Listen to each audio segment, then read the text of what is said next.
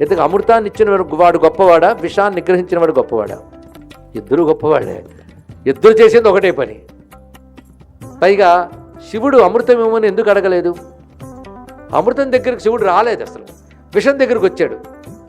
తాగుదామని సరదా కాదు, లోకాన్ని కాపాడనే కారుణ్యం చేత వచ్చాడు, నిగ్రహించాడు. నిగ్రహించాక బయట విషం తగిలితే చచ్చిపోతామని పరిగెడుతున్న వాళ్ళు అంత విషాన్ని గొంతులు పెట్టుకుని నిలబడ్డాడు శివుడు.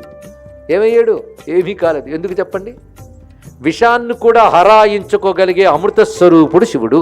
అమృతస్వరూపుడు అయిన అందుకని అమృతేశ్వరుడు అని పేరుంది. మృత్యువును పోగొట్టేవాడు కనుక మృత్యుంజయుడు. ఇవాళ ఎన్ని శివుడి పేర్లు చెప్పుకున్నామండి.